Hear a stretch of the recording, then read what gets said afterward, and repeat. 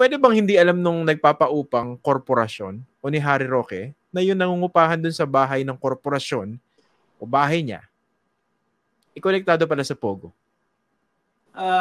Alam mo, meron tayong tinatawag na prinsipyo ng due diligence.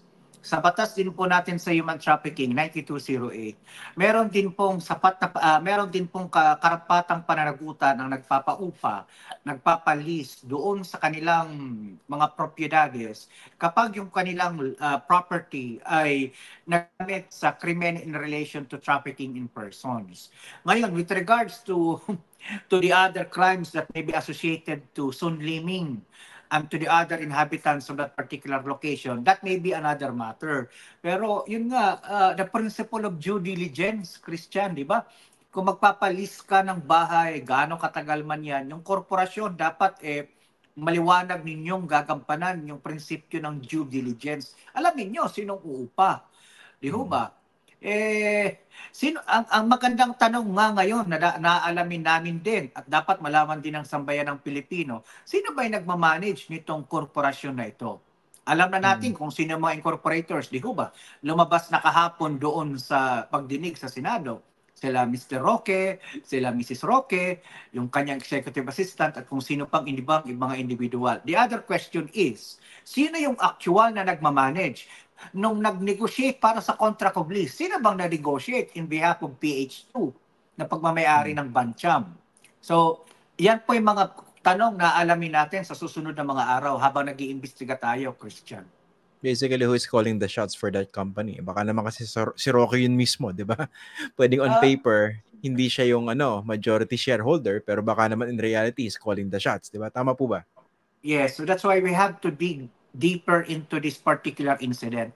Hindi na ho ito trivial incident, Christian, kasi sabi ko na nga po, paulit-ulit na pong nauugnay ang pangalan ni Ginoong Roque with regards to this particular scam hub, PORAC, and persons associated with PORAC. Pero din again, mere association, Christian, is not a crime in itself, di ba? Kaya kinakailangan namin hukay talaga ng malalim dito, and we can assure you, Christian, and your viewers, na maghuhukay tayo ng malalim dito. Ang isa ko pa pong tanong, sir, no? What are the chances na yung bahay na pagmamay-ari ng kumpanya kung saan meron kang interest, I'm just borrowing the words of Harry Roque, what are the chances na yung mangungupahan sa bahay na yon ay isang Chinese fugitive? Or, what are the chances na yung mangungupahan doon si Wan Yun? Na Wanted, sabi niyo, person of interest namin. Na person of interest sa PORAC Pogo Hub, tapos makahanap nyo ron yung isang Chinese fugitive. Di ba? What are the chances? My silence would speak for itself. Di ba? It can be a factual or even a rhetorical question, pero my point is thinking out loud, no? Parang what are the chances? Ang dami-daming pwedeng mangupahan sa bahay mo, pero bakit ito yung mangungupahan, di ba? Tapos konektado sa PORAC. Yes, kaya nga Christian, bubuksan na po namin yung formal na pag-iimbestiga sa kanyang posibleng pananagutan or wala siyang pananagutan dito sa mga kasong ito sapagkat too much, again, this is already too much of a coincidence. Okay. Christian, and to your viewers, this is nothing personal. We don't know him other than the fact that he was a former presidential spokesperson. But then again, sabi nga ng ating executive secretary, the chairman of PAO, you have to follow where the evidence leads you.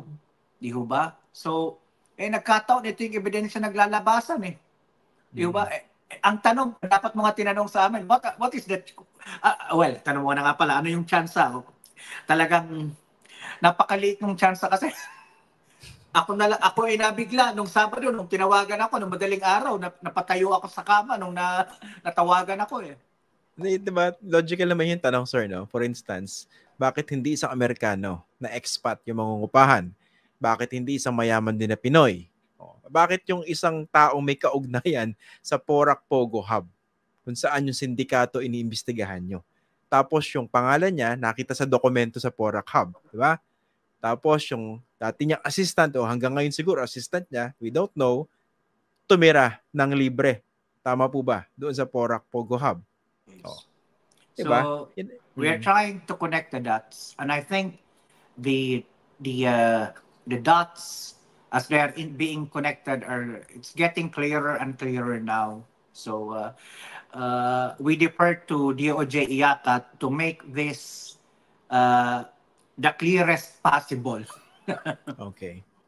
Sige. Eto sir, balikan natin si si yung nagpakilalang Cambodia national pero peke pala. Dahil napag-alaman nyo, isa siyang pugante na Chinese. Ang pangalan niya is Sun Li-ming. Ano po ba exactly yung krimen nito sa China? Ay, grabe ito.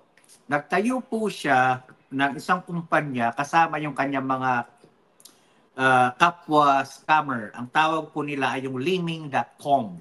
Actually, investment platform lang po siya. Yung investment platform na ito, ang pinapangako nila doon sa kanilang mga investors. By the way, more than 100,000 Chinese investors ang biktima ni Mr. Sun Liming ang nagrereklamo sa kanya. Ang kanyang pangako, meron akong mga kontratang nakuha sa gobyerno ng China. Provide me the funds, invest in my company para mapondohan ko yung mga project na yon. Tapos pag nakuha na natin yung bayad galing sa gobyerno, you will earn profit from those payments. But those supposed government projects were non-existent. Noong July last year, umabot na ng mahigit 7.09 billion yuan ang pumasok ng total transactions doon sa kanilang financial accounts. 7.09 billion yuan. So, times 8, that's almost, 7 times 8, that's almost 57 billion pesos, no? At nung freeze na po ito, unfortunately, yung nahabol na lamang ng Chinese government, ng Shenzhen Police, ay less than 7 million yuan na lamang po ang nahabol nila doon sa account na ito ni Mr. Less than 63 million. Less than 63 million yuan na lang ang nahabol nila doon sa 7.069 billion yuan na yon. So, this guy is a scammer. That's the bottom line. Scammer at big time scammer, no? Big time. Online fraud. Which brings me back to my point earlier, sir. What are the chances na itong ganitong kalaking pugante at ganito katinding scammer makikita ron sa bahay mo na ang kine-claim mo ay ang nagmamay-ari kumpanya kung saan may pagmamay-ari ka rin sa kumpanya, di ba? I mean, those are questions that are very, very logical. Hindi po ba?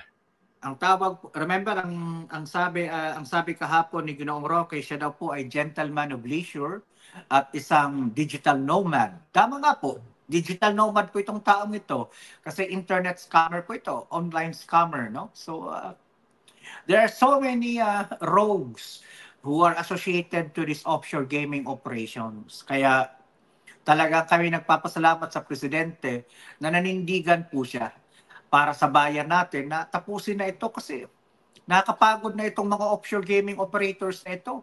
Might as well close them all down kasi diyan nagtatago yung napakaraming mga kakaibang characters.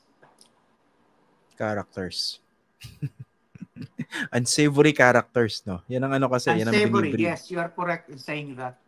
Okay. Sige. So far ba, baka naman marami nang nagpaparamdam sa inyo. Meron po ba? I mean, not you personally, pero sa PAOK, yung mga nagsa-sound off ng mga pogo, gusto siguro maglangis. Walang ganon.